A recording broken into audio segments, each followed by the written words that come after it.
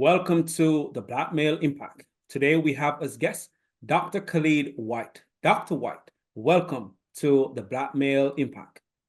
Thank you, Dr. Cross, for having me. Pleasure to be with you this afternoon.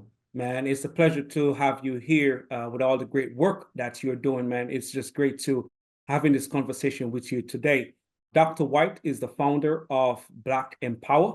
He's also a higher education practitioner, author, filmmaker, and businessman. But before we get into the conversation, I will allow Dr. White to share more about himself before we start the conversation today. Dr. White. Yeah, well, again, thank you for having me. Pleasure to be with you, and a pleasure to be able to talk about the Black Male Impact. So I'm Khalid White. I'm, as mentioned, educator, author, filmmaker, all those different types of things, and all those different hats, businessman, yes, so forth and so on. But again, I do a lot of different things. I'm a motivator and a supporter of our youth and young people. I'm also a father of two and a husband. So, when I take off all the different professional hats, at the end of the day, I'm just me. I'm just Khalid. I'm a person who really just values working with people across race, across gender, those constructs, across class, and really just a person that values the human interaction. Obviously, as a Black man, I have a certain perspective and a certain lens that I operate from, in particular, trying to support other Black men, some older than myself and even some, oftentimes younger than myself. I've been working in higher education for the last 20 years now, more 16 years kind of full time. But in the last probably 6 to 7 years, I've also been working with early care, early education, youth in the kindergartens, first, second, and third grades, really on creating self-esteem and social emotional learning for them and working on youth literacy. As I personally believe that literacy is one of the keys to some of the issues that Black men will find themselves in later. Early literacy, trying to really eradicate the school to prison pipeline by creating leaders and creating readers, because readers are leaders. That's right. And so that's one of the things that I've been doing, like a passion project for myself as an educator and just really as a concerned Black man. And that's great, because once we step up and do our part, or play our part in our community, our communities, things change. Because the truth is, we are the leaders. And once we step into that role as a leader, a lot of things will change. But I also will commend you, man, of working with the kindergarten kids, because I know that takes a lot of patience to work with younger kids, or just the small ones, because I think, man, it's just a different level of patience. And for a Black male, you sent a strong message to us in the community as Black men, that yes, we can work in those spaces. Don't think we don't have the patience. Sure. And I think that's where we can make a tremendous impact with the younger generation, because once they see us in a positive light, despite what they may see on TV, they're going to remember that, Dr. White was a positive person in the classroom with us. So what they're seeing on TV, they may start questioning it and say, man, that's not all true about Black men, because I have Dr. White in the classroom. And so, man, I must commend you and for your over 15 years to 20 years in education, because that's one space that they say us as Black men needs to be, in the classroom, because we don't only change the perception and misconceptions for Black male students, we change it for all students, give them a different picture for what they may think of us as Black men. And man, so I can't wait to get into this conversation with you today. So I will start the conversation off with this question. Okay. What is the mindset that it takes to make a positive impact? The mindset. Well, I wish I could just give you one particular bullet point on the mindset. This is it. But I think the mindset first and foremost is that you want to assume a position that you're going to be a lifelong learner, or you want to, create yourself to become a lifelong learner. I think that's the mindset. So as much as I have to offer in terms of teaching, I have twice as much to offer in terms of being able to learn, right? I need to be still a vessel that needs to be poured into, Yeah, right? So you want to be a learner and be open to that. And I think sometimes, that's referred to having a growth mindset. I think that that's kind of one of the things that you need to have in terms of mindset is to have a growth mindset. Secondly, for us, particularly as Black men, and I want to kind of piggyback off some of the things you were saying earlier, we have to really try to navigate around the mindset that what we see through media or social media, that's all of us. Because no, that's not. That's a small fraction or a small portion of who we are and what we are. And I'm just saying, generally, the social media images that we see are kind of, they pigeonhole us into that's the only things that we can be, right? The mass media images are, kind of, they're limiting, let's put it like that, for the most part, for a large part.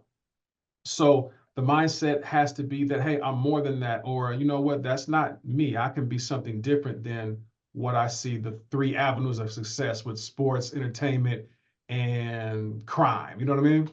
If we can look beyond those and kind of mature beyond those, I think that's a mindset that we have to get to, because it becomes very easy to just assume that's all we can do. correct. But no, as you alluded to earlier, when I'm in the classroom working with kids, whether I'm on the floor playing with them, whether I'm in the classroom teaching our young adults in the community colleges and in higher education,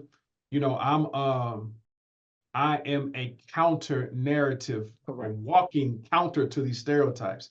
And I don't take that lightly at all. I relish it. I want to be. I can talk to you about sports, or I can talk to you about entertainment, that type of thing, but I'm not an athlete nor an entertainer. I tried to be in athletics at one point. I loved it. I still do, but at the same time, I'm more than that, and I want to offer the fact that we are more than that as Black men. And so, yes, although I don't necessarily like the term, yeah, I'm a role model just based upon the roles that I take on, right? I have Right. to model a certain type of behavior. So the mindset is a growth mindset. The mindset is I'm more than just the three avenues that I'm shown in terms of success. And the mindset is, hey, somebody, white, Black, brown, orange, red, is really looking at me to see what I'm all about. So I have to kind of show them what I'm about. And Correct. I want to show them some positive and empowering images. I don't do everything right. Correct.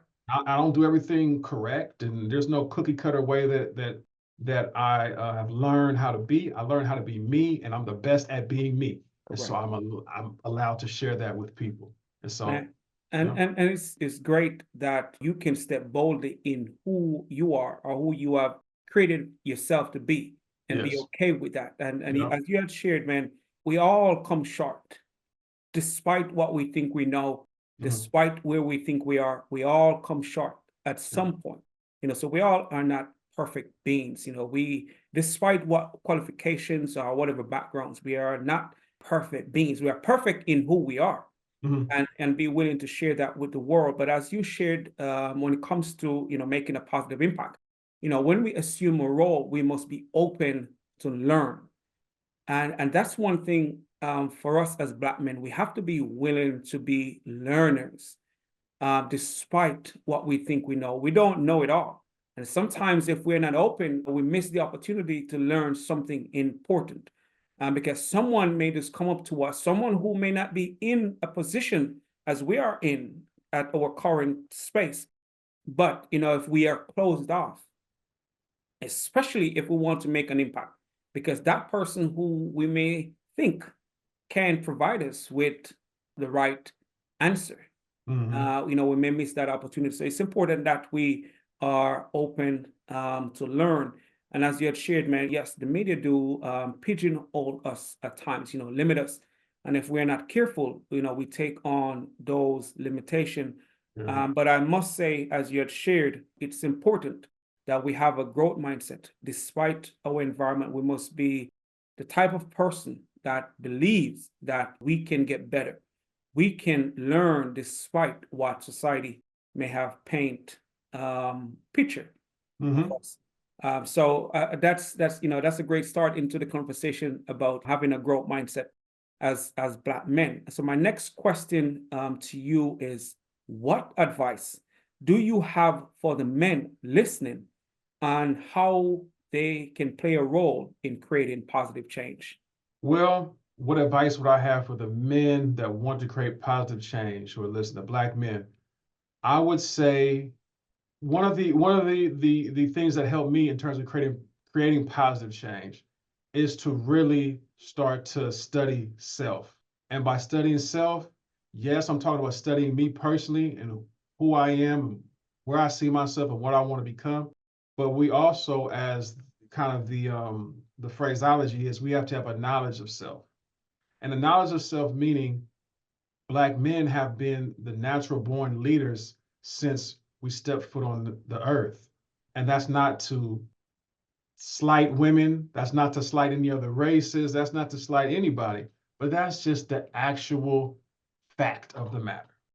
Whether we're talking about the first to invent this, or the ones who created that, or the ones most emulated, it's us typically, and us as Black men. So if we knew our kind of rightful place at the helm of leadership and at the helm of creativity, at the helm of creation, right?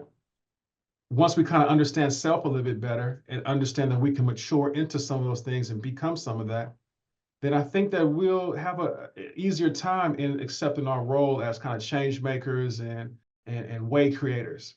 Has nothing to do with money, has nothing to do with titles, has everything to do with maturing and developing a sense of self-identity. And I think sometimes we lack that because in our society, it's very title, status, and money driven. And if I can just make 100,000, I'll be set. If I can just make a 250,000, I'll be set. If I can just reach this position, this management title, or this, I'll be good. Not necessarily. You know what I mean? Not necessarily. And we see so many times that a person reaches those things, if they're not necessarily comfortable with self or have a self identity that they've developed, it's easy to lose all that. And it's easy to fall from that privileged position, which we have been striving to get to. Now, I also think that it is important to strive for the title that you want or for the dollar amount that you deserve to get. You know, those things are important, and if they gratify you, then good. But I think also, again, you have to be comfortable with self and have developed that point to where if I get that title or if I don't get that title, I could still be me. I could still be comfortable with me. And I think if we have more support as Black men around just being who we are, be comfortable with ourselves, and not necessarily have to fit a certain role or fit a certain title or fit a certain financial demographic, I think we'd be better off in terms of just a collective of people. We are the originators.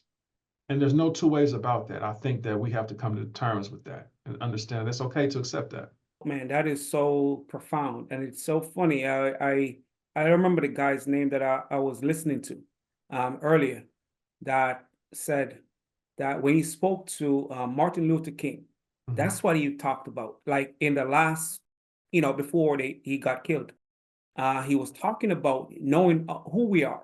And if we realize that, he said, man, we have been maybe striving more so for the status or the financial gains and stuff like that, but we lose what we're capable of doing or break some of these barriers when we don't know who we are, because we lose that morality.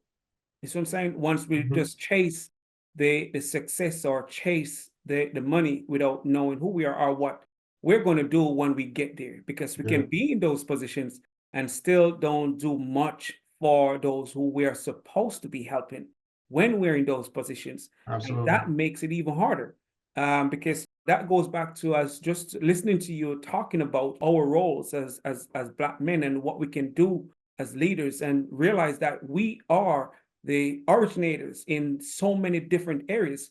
When you hear about when W.E.D. Boys talks about the talented 10th, and we have surpassed that 10% of successful Black people. Yeah. But it's like we forget who we are or what role we should play in society. Yeah, I would agree 100%. And I think, as you mentioned, that we have exceeded that talented 10th, right? Yes. What does success look like? Now, success, I want to say, is different for us as Black men or as Black people, the Black community. Our success is different, and it should necessarily be patterned after mainstream capitalist success, right? Because we'll never fit into that model because that model wasn't necessarily designed for us. And again, I live in California. I live and work in the Silicon Valley. It's expensive. You have to have some capital to be able to navigate and negotiate living in the Bay Area, right? There's no two ways about that. But that can't be the sole factor of how we judge our success as Black people and as people of African descent, or whatever label that you want to put on. Our success is going to look a little bit different from, you know, your communities who don't have that legacy that which we came here under, from Correct. communities that are supported by the mainstream U.S. government or what have you, right? We don't have that story. We don't have that legacy. We don't have that history. So ours is going to look, and our story is going to be written a little bit differently. Correct. So we have to be able to carve our own, create our own, and that's really when we talk about controlling our narrative and controlling our. Some of that is controlling what success looks like for the Black community. You know? I think that is really important, and I think that's where more of the professionals in the work world story needs to be told and become more accessible. Because some of us, I can tell you, when I started my journey, especially the doctoral journey, right? I didn't know there were so many Black males with doctoral degrees until I started to dig deeper. When I started to look into the schools, I was like, man, there were Black men, you know. So seeing Black men in those roles and with those qualifications, then it started to give me that extra drive. Yeah. So, man, you know what? I can do this. There are so many of us out there, and that can be considered success. But we sometimes don't see those individuals as much as we should, because most of the things that we do see, if we're not digging for ourselves, are the entertainers and the athletes within our communities and extended communities. Yeah.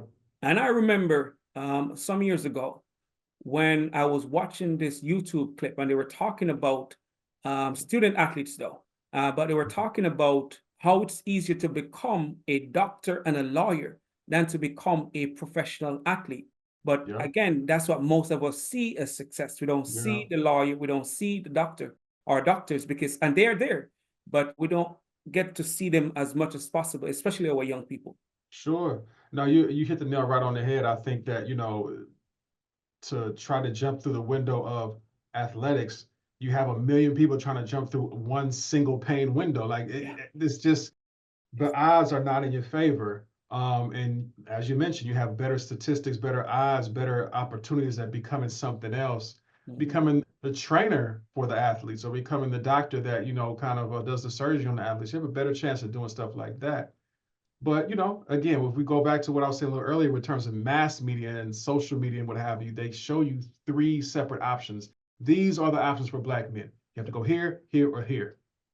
Little do we know that if you just turn that page, there are 100 other ways that you can become successful. Mainstream success, and then also Black success, right? There are tons of different ways legally that you can become successful. And then it's also, again, a matter of what you feel success is. Correct. Am I unsuccessful if I don't make what LeBron James makes a year? I won't get to that. No. That's one outlier. You know, I'm not going to be able to do that, right? But does that mean I'm not successful because I don't achieve that? No, I can be successful in my own ways. And I think that you are successful in your own way. You've seen and you interview other Black men who are successful in their own ways, and a lot of them through education. And I think that there's nothing wrong with pursuing athletics. There's nothing wrong with pursuing entertainment. We need athletes and entertainers, but we also need physicians, physical therapists, lawyers. We need people in the trades. We need people who are doing barbers and creating new things that we need on a day-to-day basis. We need more people to get into farming and agriculture. Like, I mean, we just need people in different, in a whole myriad of ways that our counterparts from other races, they already kind of understand that, Correct. right? If you look at, some of our Asian counterparts, for example, they have their kids in these Saturday school programs, and they're also teaching them culture and history and their own language and things like that. Now, they don't have the same legacy that we have in terms of being cut off from our history and ancestry. They don't. But at the same time, they're still doing things that we're not necessarily doing. We'll go to AAU practice maybe on a Saturday, but we won't go to the Saturday school type thing. So it's really a matter of what we prioritize as a community. It's part of it. And again, man, I'm a person that I wanted to play sports. I still do. And I'm not knocking the athlete side. I'm not knocking the student athlete part. It's just it's more pages in the book than just that 1, 2, 3 pages. Correct. And for them sometimes not making it, they give up on life because Yes, they didn't man, make I've it seen that. as an athlete. So, man, that I've is seen that. really, I know we kind of went off. Sorry. No, that's fine, but that's important because we need to talk about those different areas that sometimes we overlook when it Mhm. comes to areas that we can pursue. Yeah. Because as you mentioned in the beginning, so we are just pigeonholed into being and doing certain things when we are capable of doing so much more than what society have told us that we We can. always have too. Correct. It's just more so recently, uh, in the last, I don't know, 30 to 40 years, we've seen just these avenues, but we've always done tons of different Yeah. things. Oh yeah, man. When you look back on the inventions, you can see that we have been thinking outside the box a long time ago. And Yes, and I strongly believe that's a part of our DNA, to be absolutely. resourceful, to be innovative and Hmm. creative. Hmm. So we have so much, man. We just have to kind of get away from being boxed in Hmm. to doing certain things, or that's what we can do to achieve the goals that we have for ourselves. So my Yeah. next question to you, and you may have touched on this a little bit, but how can we as Black men help to change the narrative today? I think more and more of us have to get into the position and the spaces of creating our own narrative, writing our own story. And that doesn't necessarily mean you have to write a book. That doesn't necessarily mean you have to write a play or, it has to be something long form. But I think that we have to be concerned with the narratives that are being told about us, particularly those that aren't necessarily the total narrative or the full picture. And I think that we can really create the opportunities to develop, direct, and detail our own narratives. What you're doing right now is helping to create the narrative for Black men in terms of giving us a platform to Correct. speak about, kind of things that we're doing. So I think it was a quote from Huey Newton that says, I don't expect white media to paint positive Black stories or to portray the positive Black male image. And I think that he said that in the 60s. That's still very true today in 2024. So we can't rely on traditional outlets to help us change our narrative. They're going to keep feeding the narrative that pays, and whatever pays is sex, violence, drugs, those types of things, right? And does that exist? Yeah, sure it does, but that's not everything that exists. So Yeah. really, in terms of kind of what I do with the Black Empower business, is we create counter narrative stories, and we have stories from the lens and perspective of Black people who need to be told. For example, I have a book and a film, Black Fatherhood, Trials and Tribulation, that talks about the experiences of Black fathers.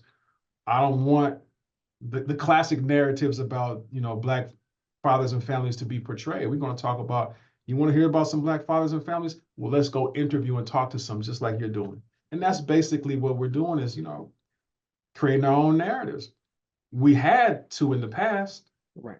Right now, the narrative is being told about us in a lot of cases. So I salute yourself and brothers like you who are opening doors to have a different story, to be shared across, cyberspace and beyond. Man, I appreciate it, man. And that's true. It's important that we tell our story, Yeah. find the positives within our communities to tell. Yeah. As you mentioned, as you talk about the quote, we can't expect others to do for us what we should do for ourselves, because we can't place that responsibility on them. Yes, they will continue to maybe paint whatever picture they want to paint, or Yeah. provide opportunities for whatever image they want to share, or are paid to for us to see. But we should take um, charge Yeah. of painting that image of us that, as you mentioned, counter the false narrative, because we have been exposed to the falsifications of who we are for so long, and some of Yeah. us have internalized Yeah. such falsifications, and Yeah. we live from that.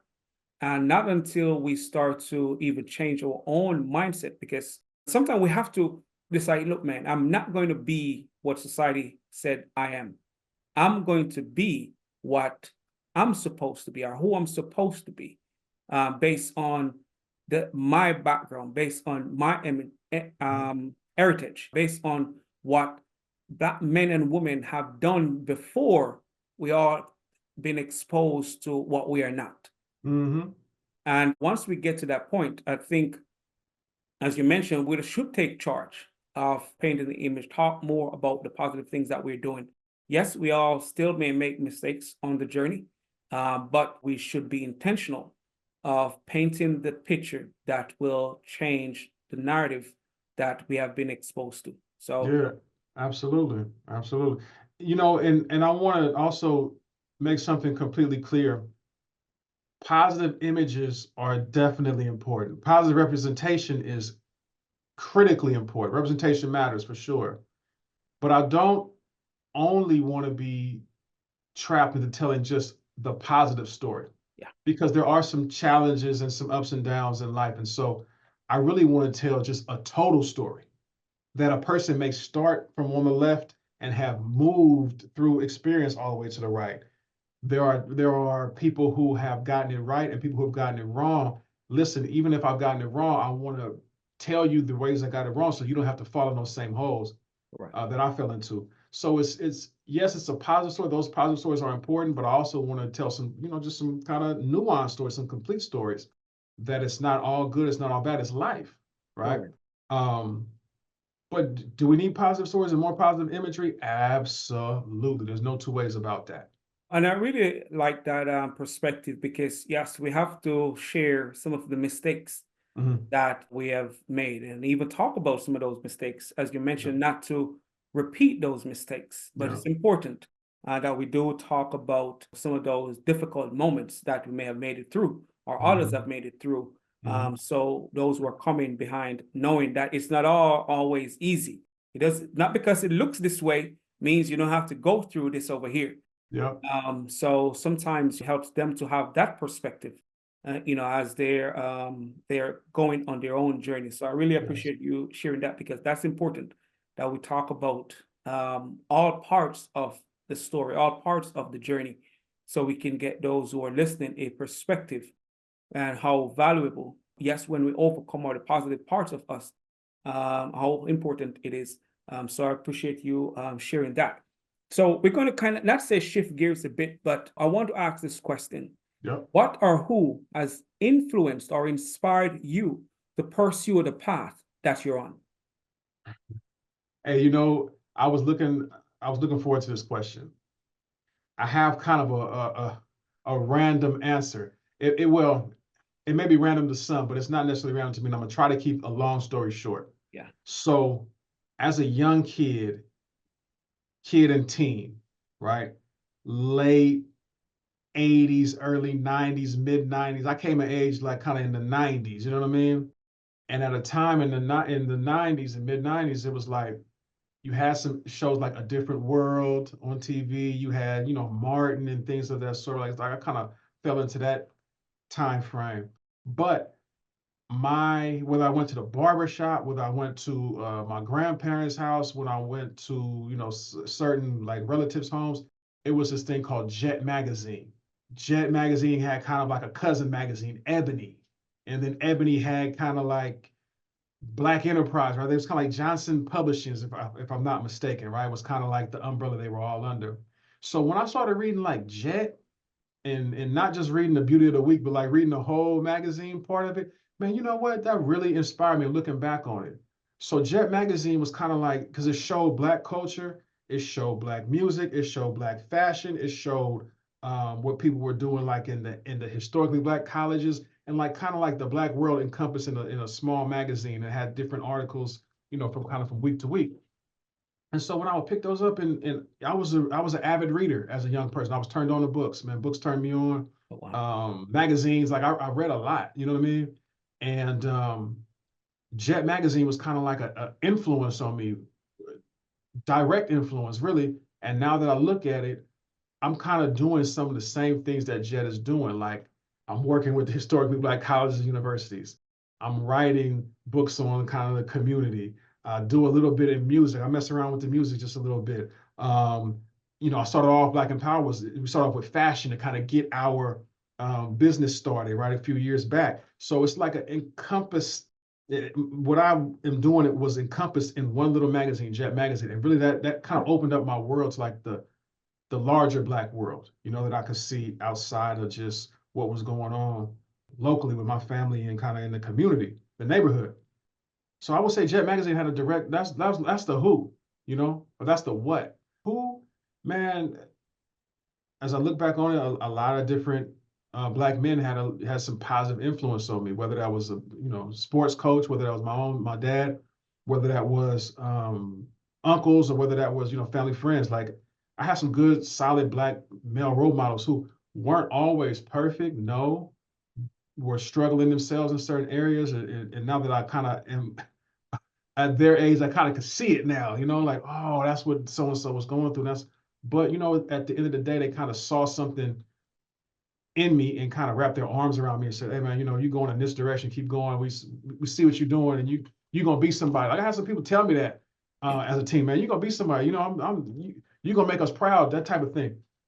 And I understand it at 13 or 14 or 16, but I get it now, and so I'm appreciative of that, looking back on it. And I think that's why now I'm starting to pour into young people, or I'm not starting, but I continue to pour into young people Correct. because people did for me. So to kind of wrap a long story short, Jet Magazine kind of planted the seed and sparked the ideas, and then people with positive kind of reinforcement, led me to kind of on the path I'm at some umpteen years later. So And just listening to you talking about Jet Magazine and how their representation helped you to see your possibility. I think recently I heard someone saying that the magazine is not like how it used to be. I don't know if it I is don't think still so. active because I haven't seen, I see the Black Enterprise magazine a lot, Mm-hmm. but I haven't seen so much of Jet magazine. But Yeah. as you were talking about Yeah. seeing those representations, despite the area that they were covering, they talk a lot about what we were doing and what our contributions were back then, and which really will inspire us because what we see, it helps us to realize that, man, I can be this. Yeah. So it's important that we have those medias. It doesn't have to be Jet Magazine because there are a lot more creatives out here now, a lot more innovators, but it is important, that we see ourselves because that can change everything for a student, just as how, when Mm-hmm. you got exposed to it and you have seen, oh man, they're doing this, they're doing that, man, I can be this. Yeah. I think it is Absolutely. important. And just to go back to what you said about different people who have seen in you Yeah. what you may have not seen in yourself. But then as Black men, it's important that we tell our young people when we get in contact with them, what they can be. Because sometimes that's the only reminder they will get of Yeah. who they can be or who they can become.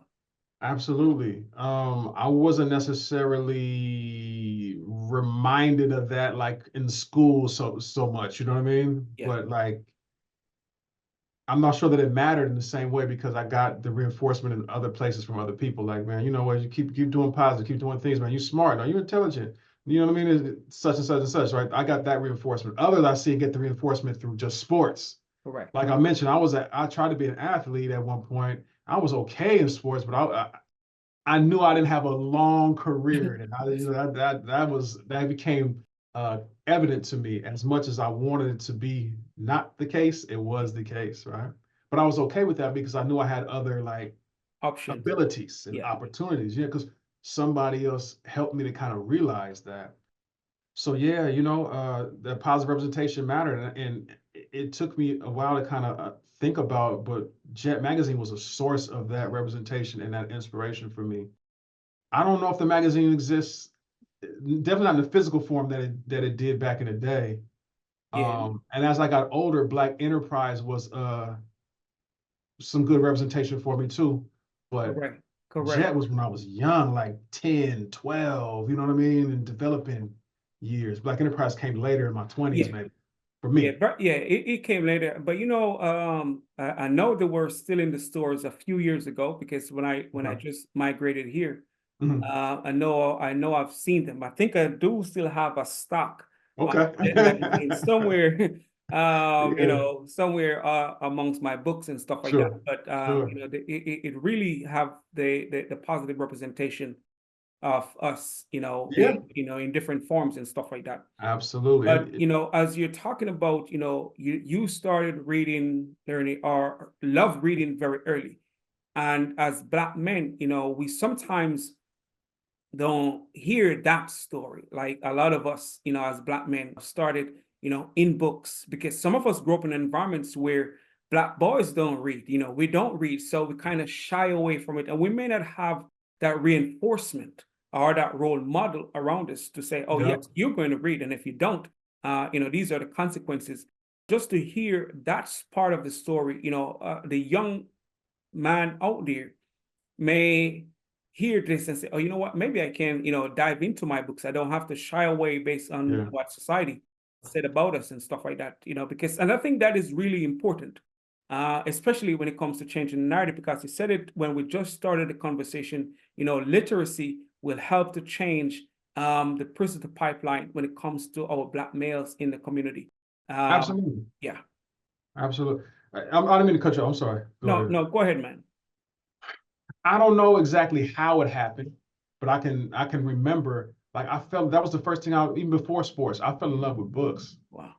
And it has lasted me longer than my sports career. Correct. You know what I mean? Just my love of books. I still read a lot.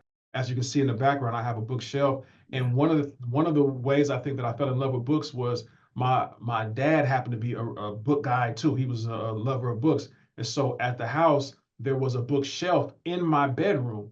Now Okay. they were adults books. I didn't really read them, but just the fact that they were kind of like Yeah. there, I Yeah. think it rubbed off by osmosis on me. And so I used to this, and again in the 80s, 90s, maybe. Yeah, this was definitely in the 90s. We used to get like subscriptions like Jet, like the Source magazine and Vibe magazine. Like those things, I used to read those cover to cover. I used to read Sports Illustrated. I used to read when I was a kid this magazine called like Highlights and Cricket. You know what I mean? And Reader's Digest. I used to read the what's going to be in the on the TV, like TV Guide. Yeah. You know what I Yeah. mean? Like I just would read just everything. And it may be kind of strange, or it may seem strange for like a 10-year-old to be reading the whole TV Guide, but I used to. You know what I'm saying? I used to love reading books. And now as a result, I can't put books down and I'm writing books now. And again, it's just the exposure as a youngster. You know what I mean? I don't, it's almost like it was part of the plan for me. Right. Exposure led to involvement. Involvement leads to doing and producing. And now I'm proud to say that I have 10 books with my name on them, similar to yourself, a Yeah. number of different books out for people to use and to utilize. I've done 6 kind of solo author and then 4 kind of co-author, if my memory serves me correctly. And I have plans on writing more, and it's not so much that I'm trying to brag on that, but it's just books have been a part of my life and still are, and have been a key in terms of changing the narrative. Oh yeah, man. And I think, Mhm. us writing and sharing our perspective and stories is important. Sure. Because what the students are going to read, they want to read stories from us. They want to read our experiences Yeah. and how we have overcome whatever challenges and what steps we have taken Yeah. to achieve the goal. So it's important that we share our perspective, our thoughts with the next generation. But man, Mhm. I commend you on starting reading so early, because not all of us started that early. Not all of Yeah. us think it was important because we have been in an environment where we didn't think or we weren't told or reminded of the Yeah. importance of it. Yes, we realize that we're not doing so well in school, but maybe we were just thinking that it was just who we are. Because I've come across a lot of Black men, especially when I was growing up, that thinking that they weren't smart enough. I Mhm. was a part of that group that thinking it's because this is who I am. I wasn't smart Mhm. enough. Mhm. But then after over time, you realize that it was more so I took on the belief of my environment, and so is a lot of our young men. Absolutely. They do take on the belief of the environment. They do take on the belief of the people around them who don't see them as someone who can excel. And so just to hear your story and when it started for you and Mhm. how it had helped you to become the person you are today. And reading is going to be what changes almost everything. We have to develop our minds. But the more we develop our minds, the less likely we're to be in the system. Yeah. Definitely. And it goes back to what you had said about literacy helped to change that prison to pipeline, especially with us as Black men. Yep. So, and I know we can go on forever on that topic of, especially when it comes to those who influence us and what really helped us to be on the path that we're on. But my next question to you is, what is your perspective on the current climate of Black men in society today? Well, my perspective is one of hope and optimism.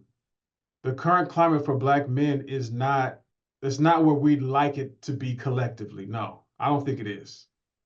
However, we have enough Black men like yourself and others, myself and others, who want to be part of the change and want to be part of the direction in terms of moving in a positive direction or an upward direction. And that's in terms of upward mobility. That's in terms of changing the narrative. That's in terms of educating the youth. That's in terms of starting your own businesses and your own enterprises and things of that sort. I think that there's going to be a reclamation of the things that Black men can do and will do. And I think that right now we're seeing it. I'm noticing more interview shows, podcasts, uh, um, pages, social media pages that are not just completely showing that BS or the Yeah, 3 or 4 lanes that are pigeonholed us for so long.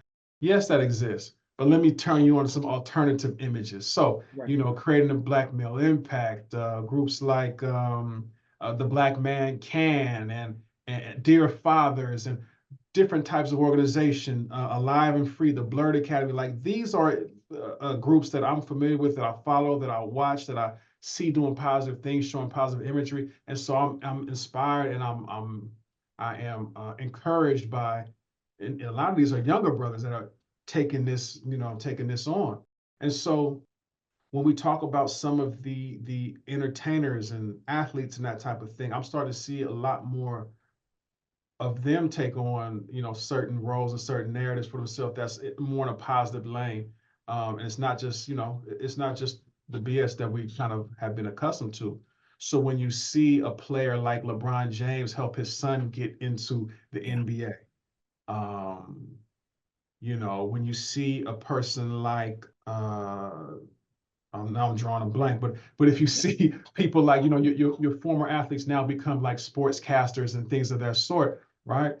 And having doctorate degrees as well, because Well, let's okay. Shaquille We can O'Neal, and say there are a that. lot more guys out there with their as athletes that really start to highlight their academic journey, Yes, yes, which really give the young men who are coming up now a different perspective. It's not just absolutely. going after sports. You can achieve your degrees. You can Yep. achieve doctorate degrees. Yeah. I remember I did a presentation on self-identity at a high school. Okay. And I show two images. Well, I show multiple images, but I'm just for example, I show one image of a rapper. All the students know it. I show an image of this athlete. I don't remember his name right now. He had a 4.0. No one knows him. And although those students are aspiring to become athletes, no one knew the athlete that played football with a 4.0. Mm. And they didn't know David Stewart. They didn't know Robert Smith. All those other people, which are not really for sports, but they didn't know those people Yeah. because they weren't exposed Sure. to those individuals. But We I just like hearing those names recently, you know? correct, correct. Robert Smith and David Stewart, yeah. Yep, recently, and those guys are when we hear about them, they were already billionaires. Which is like so funny, like because when I came across those guys, they were billionaires doing great things Yeah.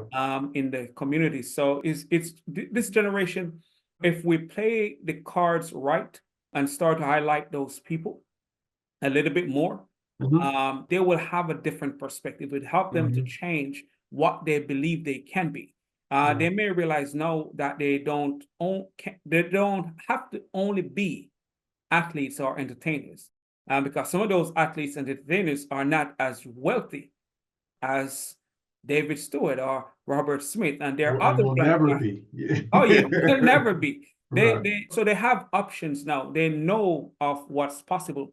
But I like what you said about hope and optimism. Yeah. When it It's not comes, all doom and gloom at all. I want to make that abundantly clear. The reason why it's not are because of brothers like yourself, you know what I mean? And the things that you're doing, the things that the Umoja program is doing, and what have you, right? Like that's where the hope and the optimism come from. There is and there are a lot of people doing some real positive work, a lot of talented young people, young black men, older black men, seasoned black men, like really doing some real good work, and some real positive change and making things happen. I think of again, we look to athletes and entertainers, but there's so many other avenues where you can find successful black men in if you really start to just doing a little digging and a little homework. So I would say just again, hope, optimism, encouragement. That's what I think the state of Black America, black male America is right now. We're at a turning point, an inflection point where we can really change this thing. I do believe, man, as you talk about, as you mentioned that, there are so many of us out there doing the work to help change the narrative. So I do believe there is hope for us to make a difference. We may not Yeah, change the world, but we will impact more of our young people yeah. because of us being intentional about doing the work. Which leads me to my next question. And you may have mentioned this already, but I still want to ask this question. What change do you want to see in general and amongst Black men? Hmm. Just one change? I would say it'll be a tough No, no, one. no. You don't have to limit yourself, but what change do you want to see amongst us as Black men?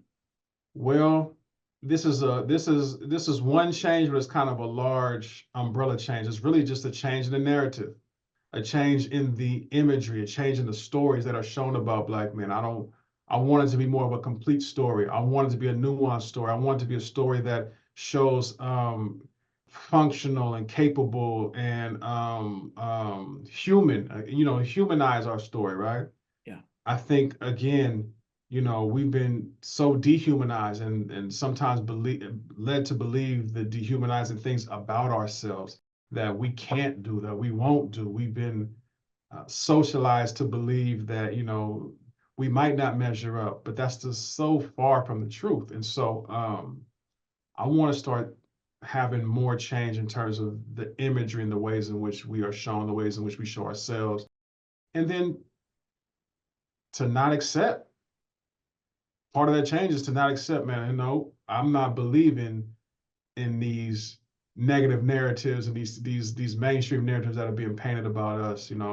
All we can do are these three things and be limited to that. All I can do is negativity and destruction. Nah, man, please. Oh We yeah, are. That is more true, than that. man. We have to, but the more they see, the more they will believe, so we have to just keep going despite, sometimes it may not be going as fast as we want it to. It's, especially when we have goals that we want to meet, but keep doing it. And, Yeah. it would help the next generation, especially to see that, oh man, I don't have to succumb to that limitation that society may paint of us, or Well, whatever stereotypes or labels. yeah, you said something that the change may not happen fast, right? It may not happen quick. Change typically, like large scale sweeping change, is kind of slow. And we already starting in, at least in the United States, from like a 400-year deficit, right? We're starting from hundreds of years behind the starting line. And that's not to necessarily make excuses. That just is that's the truth. That's the case. So again, when we look at change, we're looking at change from way back over here to kind of like, if we get to the starting line, that's a good start. That's not where we're going to end, right? That we're not okay with just moral victories. We really want some real tangible victories and some solutions. But I think we have the solutions for ourselves. We are capable and bright enough and intelligent enough and worthy enough of creating our own solutions, not necessarily waiting on somebody to hand us any solutions. You To know, receive support is important. yeah, We should be given reparations just based upon the history of what we've done in the Americas, North, Central, and South America. There should be some reparations there. Otherwise, you don't have North, Central, and South America the way that, or the Caribbean, the way that we have it today. That's based on, our blood, sweat, and tears, right? correct. But once we establish that, and that's the fact, and hopefully something, will happen as regards to that. But once we establish those facts, then we know that our change is going to look different. Our success is going to look different. We have the solutions within the group to be able to move us and move the needle for us. And I think that that's part of the change that hopefully we'll begin to see more manifest itself over time or with time. Yeah, more tangible victories and stuff like that. But For sure. as you mentioned, man, I do believe strongly we have within our group, our community, the ability to solve a lot of these problems. I strongly believe, we are creative, we are innovative, we are resourceful. But as you mentioned, we need the support. And the financial support can do so much to create the change that we want to see within, our community, especially when it comes to, just a change in general about ourselves within our community. So go ahead. In the land of dollars, the United States, you got to have financial support Correct. in order to make things happen. So there's no two ways about that. Oh yeah. You can have the best idea if you don't have the right funding. That idea may die with you, and there are a lot of people out there with great ideas. They just need the right support. Absolutely. And to make those ideas come to life and impact the people within the community. So those who are listening, if you have the resources to help those with ideas, you can also help us on our journey to make an impact. Please do, because as you heard, if we're going to make the change that's necessary, we need the support, from those who are able to provide the support. Which leads me to this question. And just kind of shift gears a little bit from just the impact. But what was a pivotal moment in your life? There were a number, but I can think of one in specific that led me down a path of education, led me want to be an educator. I went to one of the nation's historically Black colleges and universities, right? I went to a college called Morehouse College, which is the nation's, only all-male HBCU. And some of my friends, maybe I was a junior in college, some of my friends were volunteering with young kids at like an after-school tutorial program. And there were maybe three or four other brothers that were going that told me about it. And I was like, I don't know, volunteer with kids, maybe it was kind of out the way a little bit and on the other side of town. Anyway, so they motivated me by saying, hey, it's nothing but Spelman women that are doing this tutorial thing, right? We're the only three guys and there's 30 women. And I was like, what, really? So I wanted to go check it out just because they kind of, lured me in that way. When I got there, yeah, that was pretty true. There weren't a whole lot of guys there. It was primarily women. But what I didn't realize at the time was, yeah, I went for a certain motivation or a certain reason.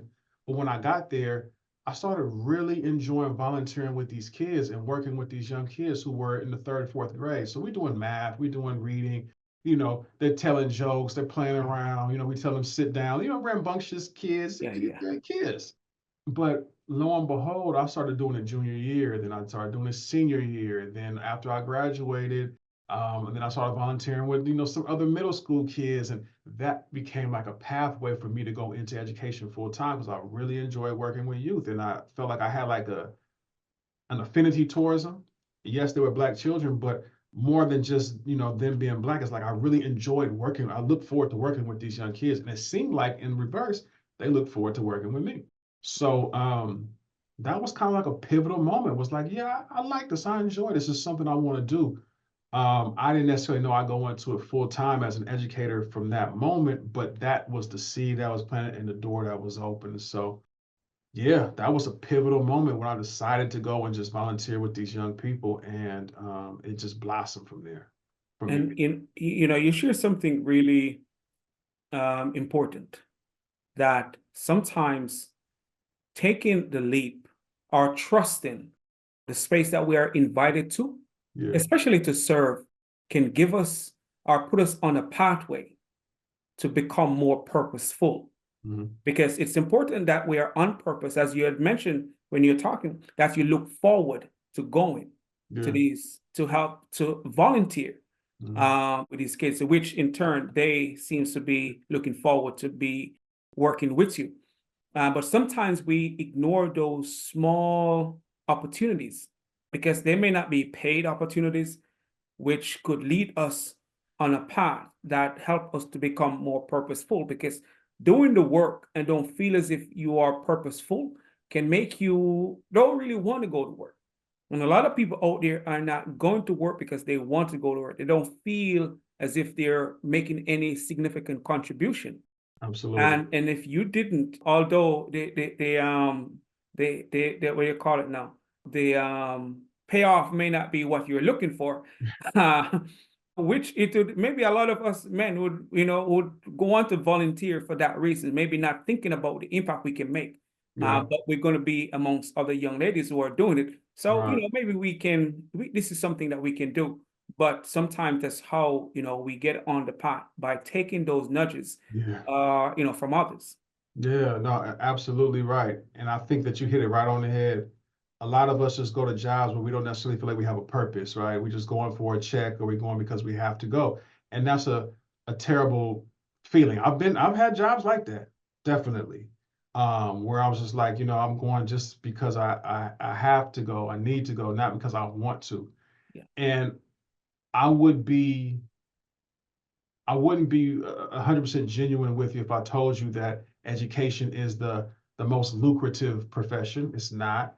I wouldn't be 100%, real with you if I told you that it doesn't have its own red tape and its own bureaucracy and its own ups and downs, because it definitely does. Like, the bureaucracy is enough to make you not want to do it. The microaggressions and the disrespect of teachers, and really Black teachers in particular, is enough where millions of us have walked away from the profession. I understand that, I get that. yeah, But year after year after year, I'm remaining in this role because I found a purpose in it. I still enjoy it. I still love to be in the classroom. I still love to work with young people. I still love the challenge of working with our youth. You know what I mean? Like, I really do enjoy it. And I found a career and found success in it, and I found a purpose in it. And I don't plan on leaving anytime soon. Now, my teaching has kind of morphed into different ways. I found other avenues than just being in the classroom, all the time, but I still am in the classroom. Correct. And I love to teach. I love to educate. And now I get a chance to do it through books and through films and through speaking engagements, so forth and so on. But I still am a practitioner. I still work hands-on with our young people because it gives me purpose. It fulfills me. It helps me to create these relationships with young folks who I see take off and blossom, year after year after year. Like I see my investment bring That's right. returns home. You know what I mean? I love it. That's right. Absolutely love it. And I really like that term you use, investment or investor, because as it's not investing in a company, but who's going to run the company, the There it is. youth of the future. So it's investing in them so they can be the ones that's going to make the greatest contribution to our world in the future. But I appreciate you sharing that pivotal moment, because sometimes that's how we get on the path to pursue what we find purpose in, Yeah. by just accepting an opportunity to volunteer, especially when it comes to service, because again, service is the greatest thing that we can do with our time here on earth, serving humanity, serving people. So that's great. So my next question to you is, what life lesson have you learned late in life that you believe is important and can benefit this current generation? Well, a life lesson that I've learned recently over the last, couple years, as much as I talk about reading and literacy, that type of thing, I would like to implore for any of our young people, younger people, adults even, who are going into any profession, to read your contract and really understand what your contract says and the stipulations of that. I didn't thoroughly understand nor read mine, and I signed a bad deal, let's put it like that, and was in that bad deal and trapped in that for a while. So that was one life lesson. Like, hey, you really take time to understand what you're getting yourself into. So I didn't, I just kind of, signed and then kept it moving, and realized in hindsight I made a, pretty detrimental mistake, detrimental choice. I don't Okay. regret it in the sense that I learned from it, but I could have saved myself some grief. So that's one life lesson that I've learned over the last couple of years. Another lesson that I've learned too, I guess in a more positive note, is that your investing will pay off, whether you're investing in self, whether you're investing in self and others. As long as you keep investing, at some point you will see a return on that investment, particularly when you invest in people. So I'm not saying you can go and spend all your time with everybody and invest in everything you can and everybody you can. No, you got to be specific or intentional, particularly with your investments and whom you invest in. But, where they say like time is money, I give each of these young people some money, some time, some of my time. You know what I mean? Some do well with it and bring back a return on that investment, and some don't. But my average rate of return is pretty good right now. And I feel That's good about that. I can say, like, man, I have some real success with these young people, and I see them go off and do some amazing things and become some great people. And I'm proud to have just a little bit of impact on that. And that's a lesson that I've learned kind of more so recently, and been able to look back over the last 15, 16 years, like, man, I've invested really well in people. correct. And just be intentional about it. Especially when you come across a student, or they may even send you an email years later, talking about the impact that you had. Yep. Man, Love that. it's just a great feeling. I tell Yes. people, those feedback at times worth more than the paycheck, because you contributed significantly to someone who is now making a difference, Yeah. not only in their life, but in the people that they serve in their community as well. But as you mentioned, your investment will pay off. I think that is important, a good lesson. But also, as adults, when we're getting involved in any deal that especially when we're in pursuit of our goals, because there are many opportunities that will come, and we must make sure we read the contract. And sometimes tend to he said, just sign here, man, just sign here, put the X right here, and we just go ahead with it, and not Yeah. looking on the details. I'm guilty of that for sure. Yeah, man, it's not just you. A lot of us I can attest to, because I myself, I may not, sign where it had really cost me, really. But I know when they say sign, man, just sign. I'm just going Hmm. through. But that's a great reminder for all of us to make sure we read the contract. And as we Hmm. pursue our goals, we must remember, once we're investing, it will pay off. Let's not quit when we're in pursuit of a goal. Keep going, especially when we are working towards making a difference. Sometimes the difference or the payoff will take time, Yeah. but it's important that we keep going.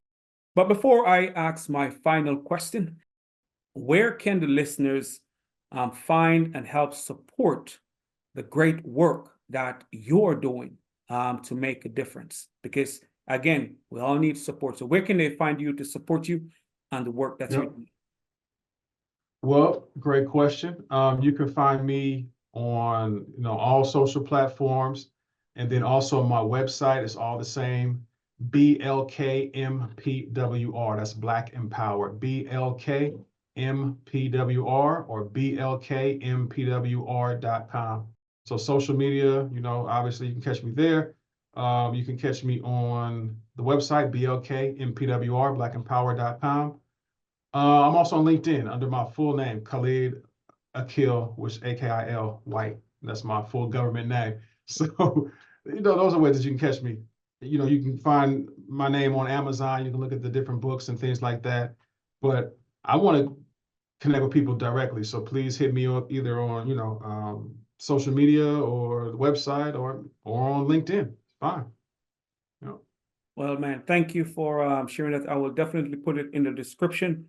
Thank you. So those who want to reach out to you will be able to reach out to you Hmm. via those different medias uh, Yep. or mediums to contact you. So my final question to you is, what impact do you want to have on the world? Hmm. Well, the impact that I want to have on the world is that of education, empowerment, and equity. I want to be an educator that empowers the people, particularly those that look like yourself and myself, who come from our lineage, to have their fair share of equity in this world, meaning programs, services, platforms, um, opportunities that are fashioned directly for them, that come from a place of support, because we know that you, if given this opportunity, can turn it into something big. So that's for me what this idea of equity is all about. You have your piece of the pie and your say so in terms of the way things go. You're not being dictated to, you're being a partner in, right? Correct. A partner of. So education, empowerment, and equity. And that's the Black Empower model. And that will change a lot. Education will definitely, because it's the equalizer, and to Hmm. let the young people know, or just those who we come in contact know, that they are capable, because that's where they are being empowered. And Yep. we need the resources, we need the opportunity, we need the space to be all that we can be. Hmm. Because I strongly believe that human beings are the most valuable asset in a community, in a country, in the world. So if our people are, well, if our community are going to become its best, our people must become its best. Mm. So we are the most valuable, and we do need the opportunity, and the country should see that, because if you're going to be a competitive country, your people needs to be their best. So a Yep. country cannot be their best if their people are not the best. So when it Hmm. comes to change and impact and growth and be competitive as people, we need the opportunity. And for Black people, we need the opportunity, because some of us are starting, man, it's less than zero for most of Yeah. us. Yeah. And not having the opportunity, the greatness that is within us, stay within us, which should be given to the world, but sometimes not all of us have access or the opportunity to become all that we can be. And I say, Dr. White, this conversation, man, it has been great. And it's just great to hear your perspective on the different things that we can do and what we are currently doing. That's great for our community. I will tell you, this is not our last conversation, but I really appreciate having you here on the Black Male Impact. Thank you. Thank you. No, thanks for having me. Thanks for offering me the opportunity to come and speak on the Black Male Impact. And thank you for the work that you're doing, Thank you. Not only the platform work, but the work that you're doing hands-on with our youth and young people and young adults, man. It doesn't go unnoticed or overlooked. So thank you for being the example that you're setting, practicing what you're preaching and walking what you're talking. That's right. That's right. We got to. And listeners, as always, it's a pleasure to have you here with us. I hope you have you got something from this conversation. I know I have. And this is not the end. We're going to keep bringing guests to share with you what they believe can make a difference. And the Black Impact is where positive changes are inspired. So keep giving us your support as we continue on this journey to bring guests that we believe will share perspectives and insights that can help all of us as we continue on this journey. Thanks for being here with us. Thank you.